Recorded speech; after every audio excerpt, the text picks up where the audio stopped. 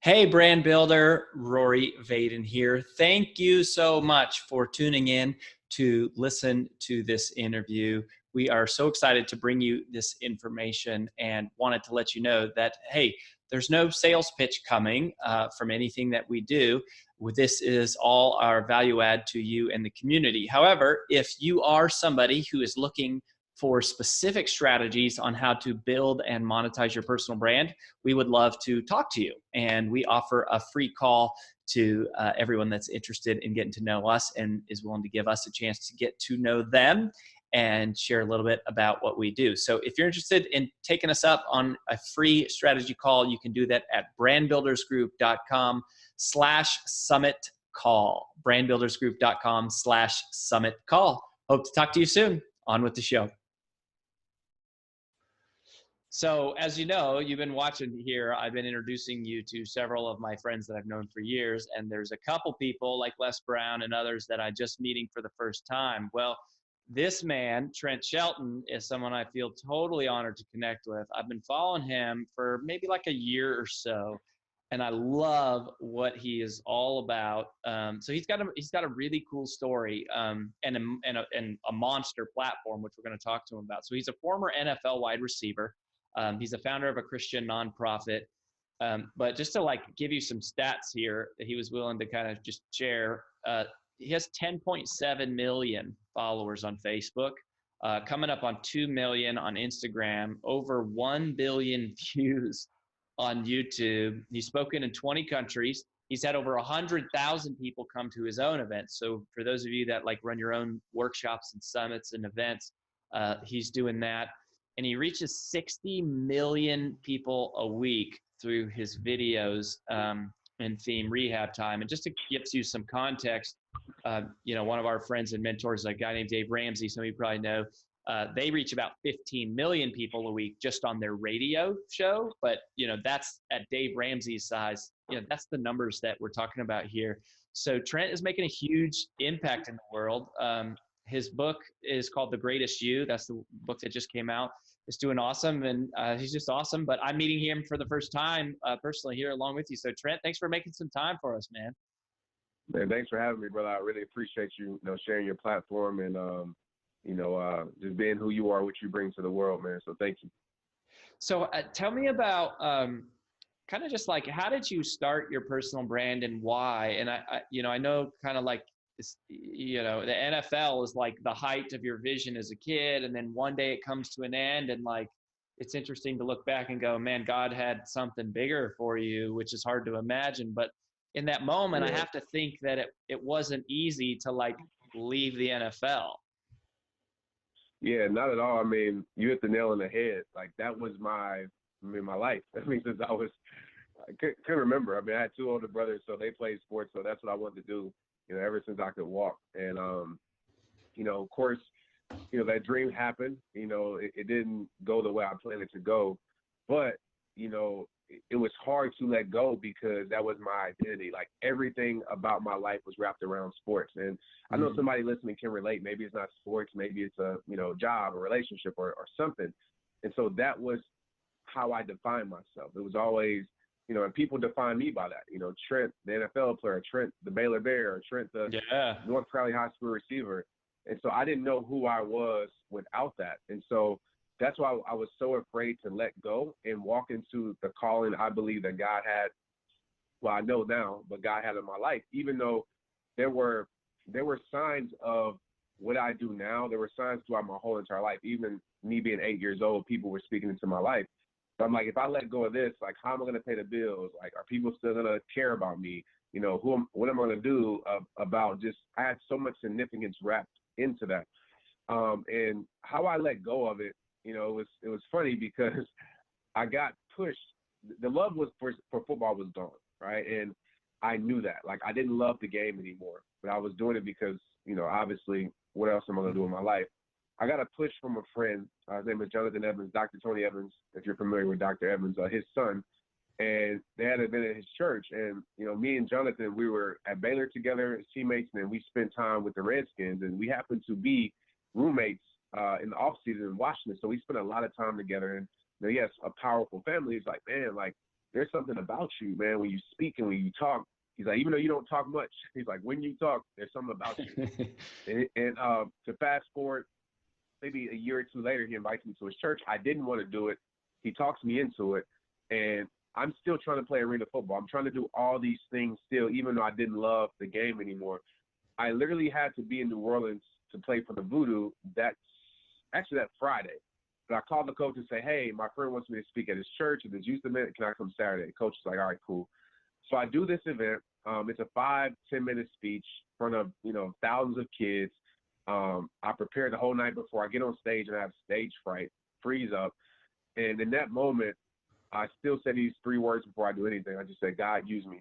And to make a long story short, it was in that moment that I knew, like, this was my calling for my life. I didn't have any other evidence besides just my faith. It wasn't, people weren't watching videos or, people weren't bringing me in to speak. But I just had that feeling that this was it. So I left football in that moment, and literally within the next, I would say half a year to a year, rehab time took off. So I walked into it blindly from rock bottom, and videos, what I mean by taking off, videos started to go viral, people started to catch on, and, that's where it started at. So I want to talk about that. So these videos, I mean, they're incredible. Like they're so moving, and you have a very rawness, I think, uninhibited, like this ability to kind of go from your heart to your tongue, like, and make that a short distance.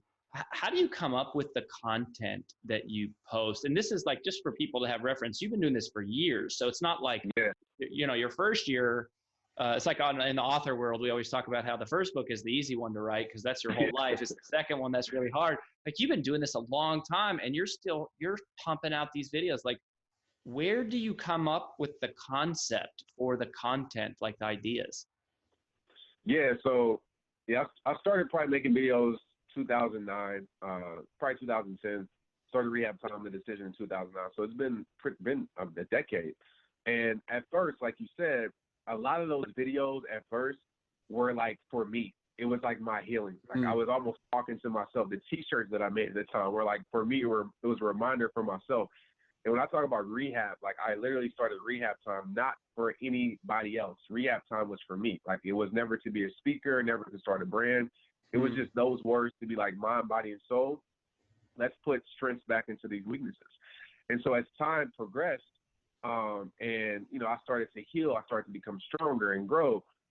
Then I started to just observe. And so a lot of my content now comes from what I see, comes from my community. I mean, I get messages, thousands every single day with people with issues or with problems or Trent, how do I do this or how do I do that? And so one thing I tell, influencers or, coaches is pay attention to your community. Your community will tell you, what they need or tell you what's going on. And 9 times out of 10, if it's, a person that's going through something, I can bet you, 100 other people are going through it too. So I pick a lot now from my community.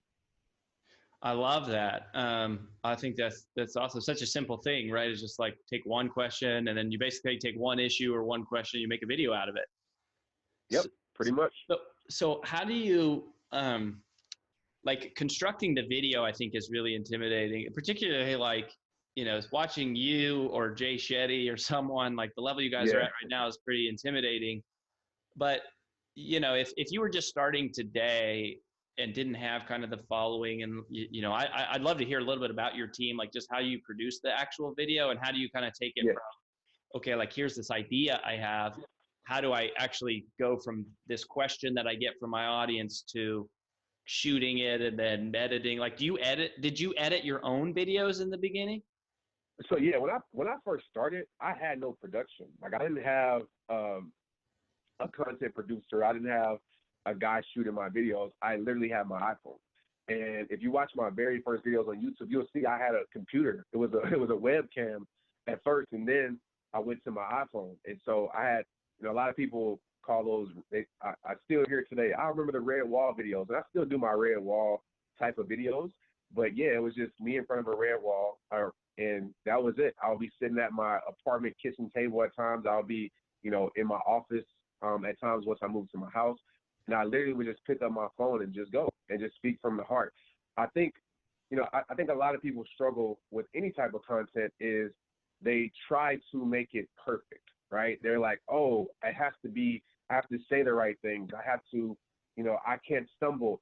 And I tell people, just speak from the heart, right? I mean, you can construct notes, and that's great, or you can even write it out if you want to, but just make sure it comes from the heart. And so, yeah, that's all I had at first. I didn't have what I have now. Now, I still do my iPhone videos. People still see those. And then the videos that a lot of the world sees, I guess, that go super viral are, usually I call them reality videos. So I'm talking to a lot of the videos. It's my sister-in-law or it's one of my friends. And the thing about it is, even though those videos are recorded, it's not real time, or my son, those are real issues that they have dealt with or currently dealing with. And so when I get these topics, I think about it, and then I say, okay, well, who in my life, because these aren't, like, I don't go find actors, these are just real people that I know. So like, who in my life? That's fascinating to just know that. Like, that's really interesting. Yeah, everybody in my videos are people close to me. Like, nobody's an actor. Like, or actress. Everybody that you see in my videos are people that I know. Literally, like, they're messed up in real life. Yeah, they all struggling with this problem. Or they, even if they're not there at that time, they did it one. Yeah, exactly, and it's real for them. So I think about that. I'm like, okay, who's went through this in my life? And the ironic thing about it is, most people have went through most things I've talked about. Most people have had those struggles. And so I think about that. So I reach out, and then we have a conversation. We talk about it, like, off camera. And then I think about my own life. I always go back to my own life and say, because it has to be real for me. Okay, in my life, when, I lost friends, like, how did that feel? Like, what was my emotions that I went through? And I think about that because I try to place myself in the shoes of the person that's watching the video. So from there, I give the idea to, his name is Shane. Shane produces all my videos, and Shane's incredible. And he brings it to life. He says, well, let's shoot it here, or let's do it here or there. And after we shoot it, and really it doesn't take much time. I'm going to be honest with you. I have one guy, one camera. He shoots it. He does his thing. He's incredible. And that's pretty much it. And we give it to the world. But I always make sure that everything that I say comes from a real place. Like, I make sure, because I just feel like it's hard to explain, but I feel like when you're coming from a real place, it tends to be more relatable, and people grab to it. So I'm not talking about a perfect thing, but a real thing. So that's kind of how I think about it when I construct my videos. So you basically, even now, you come up with this idea, and then you have one partner that you say, hey man, like, this is what I'm thinking. And then you kind of just, like, figure it out, come up with a concept, you go shoot it, and then he edits it together, and then that's it. That's it. I don't have a huge team, and I know this might be very encouraging for somebody listening. You look at me and you think, oh, well, he probably has all these cameras, and no, I have one guy who shoots it, and one guy who edits it, and literally it takes us, like, to shoot it, it might take us 30, 45 minutes, if that. And it just depends on the location, because we go out in public and shoot it. So, I mean, we just did one in New York on the subway, so that took a little bit longer because everybody was, like, watching and asking questions. But yeah, I have a very small team that gets it done. So how do you find a Shane? Like, yeah, and is he just like a full-time employee, or is he just like a? Yeah, he is. Okay, so this is his job, though. So yeah, so it's his job. It's full-time. But how I came across Shane, and it's all about, and I don't know if it's a perfect formula to, if I say, hey, do this or do that, it's just, I believed in what he did. So the funny thing about Shane, it's a God moment. And I'll tell a short version of it. So I had a tour I was doing called Under His Influence, right? We had videos in the tour. Like, I'm very cinematic when I do speaking engagements of my own. Like, it's a whole, performing arts theater. And I try to bring every emotion, in that building. And so we had videos going, and I wasn't really, I liked the videos, but I wasn't just sold out. And I had a person on my team at that time that was their, that was their thing. So I just let them run with it. That person ended up finding another job. And so I had my hometown event and in Fort Worth, and I wanted to make it special. I was like, man, I want to make this event everything, So I was like, man, I need somebody who can bring these visuals to life how I want it. Ironically, my graphic designer, I went to him because I was like, he's just artistic. He has to know somebody. So I hit up Ryan. He said, man, I got the perfect person for you. So he hits up Shane. Shane gives me his price. Shane is pretty expensive at that. He's pretty expensive. So at that time, I'm like, man, I was like, I don't know. Like, that's a lot.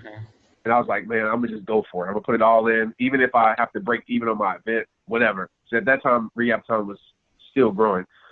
And within 3 weeks, he puts together this crazy visual for the whole event. Like, it's just, everything is perfect. I fall in love with the visuals. And from there, we started creating videos, and I was paying him as a contractor, like, hey, I need to shoot this video. Then he was working out at church. He was unhappy at the church.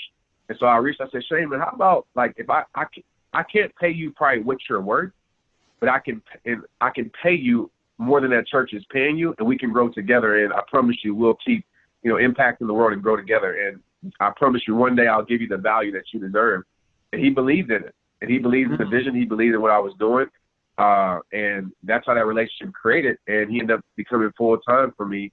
And it was a great decision. Man, that is awesome. So, well, I love that. And I love just the realness of that. Thanks for sharing. So yeah. Then what about, so those are the videos, which are epic. What about your social media presence? Like, yeah. Do you have like a schedule that you follow, or a posting process, or like every day from these hours I'm on, and like responding to DMs and like it's so much, man. Like you thousands of people. How do you what's your process like? Yeah, so in the beginning year, I was all the way up to like last year, I was doing pretty much everything because I wanted to. I just felt super connected when I was doing it. But I started to realize as my life started to grow personally, my kids, and I'm a coach for my son's football team. And, a lot of stuff picked up this year, obviously, with this book. And my wife is pregnant. And so I said, starting this year, I said, okay, let me trust someone on my team to be able to, that knows me really well, to be able to pull certain content, schedule it here or there, but I trust them with it. And so, as far as me, I spend a lot of time in my inbox, right? As far as me posting, I don't post as much personally. Like, I don't go in my phone and post it. I have someone who helps me do that. But as far as, I spend about an hour to 2 a day in my direct messages, because like I said, I feel like that's where I get the feedback, the information. That's where I can help people directly. And that's what excites me, like being in there. And so, yeah, I limit it to like an hour, some days maybe 2, but at least an hour a day, and getting it in my inbox. And as far as scheduling, like every single day, I mean, we put out content, we just put out value to the world. Sometimes it's great, content. I think I'll take that back. I feel like every bit of content is great. I think we get caught up sometimes in numbers, but every day is not going to be a viral video, but every day is going to be something impactful that someone needs, because someone might not need that viral video, but they might need that iPhone video that you pick up and talk for 1 minute that touches their life more than any production video would ever have. So we make sure daily, we put out content, whether it's twice a day on Instagram, whether it's resharing old stuff on Facebook, putting new stuff on Facebook, whether it's sharing someone else's stuff. We just make sure we're bringing value to the world in a positive way every single day. I love that. So what is that frequency of you go, okay, me and Shane are going to go shoot and create like a really awesome video. How often are you doing that versus I'm doing, a live or a story or you know?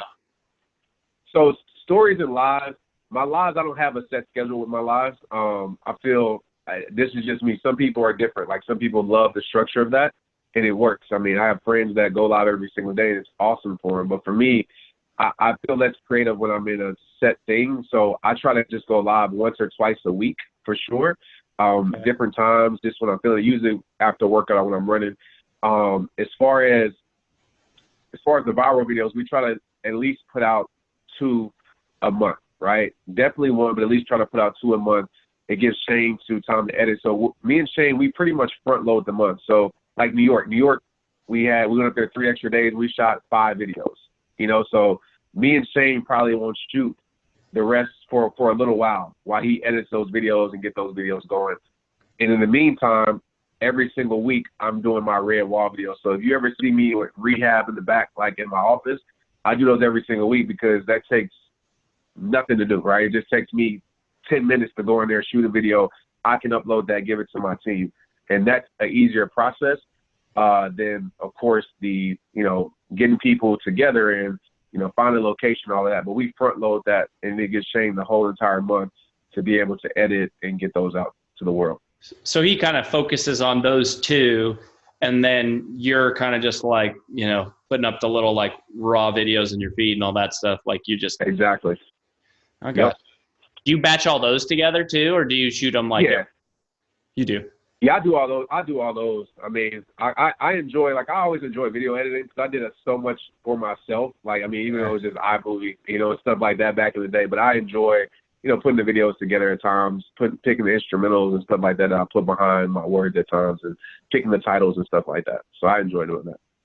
Man, that is so cool. I love the faith in this whole thing. Even like we were talking about, like Shane, like it was a pretty big leap of faith for you to go, I can't afford it, but I'm going to do it. And then he's going to do it. And then you're like, I think if we do it, like we could do something big, and then, it'll pay off for us. I think that's really awesome. So, I think people are always wanting to know, like, how do I create a bigger following? And I think more and more, though, the conversation has shifted to how do I really create more of an engaged following?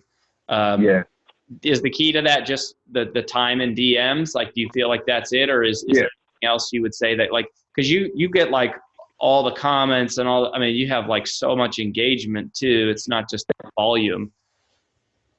Yeah. So I'm gonna try to put this like without a 30-minute answer. I geek out or stuff like this. I don't know. I don't talk about it much, but when I do, I love it because, I think I go by this 3C formula, especially when I post, and I'll kind of say what I think the overall thing is for people watching this. But I would say when you're online, I think there's a simple formula that you should follow in all your posts. And number one is content, right? You want high quality content. And when I say high quality, I don't mean production wise, right? I just mean real content for your audience, and everybody's audience is different. You got to find what your magnet is. And what I mean by that is, what is it about you that is going to make you break through in your space, right? For me, and I ask my audience, by the way, I ask my audience all the time, like, why do you follow me? Or I ask my mom or my friends or my family, like, what is it about me that stands out? And when you figure that out, you can bring that out more. So for me, obviously, it's my realness, is just my bluntness, is straight to the point, like I say, every video, as real as I can put it, just straight up talk. And so I bring that out because I realize that's what people need from me. And that's where, I guess I would say my calling is in this space. So high quality content, whatever that means for you. Number two is, we talk about copy, right? In the marketing world, captions in the influencer world. Like, you want to make sure that when you post something, you just don't post it, but you bring an emotion behind it. Like, why is it? Like, why is this picture special? What does it mean to you? Why is this video special? What do you want people to get out of it? And even like a sub part of that is, a strong call to action in everything that you do. If you watch my videos, one of the most brilliant, simplest things that I do is I tell people what to do. I say, hey, if you like this video, go drop a heart if you feel this. And people's like, it's the simplest thing, but that creates engagement, right? Or I say, hey, share this with 2 people.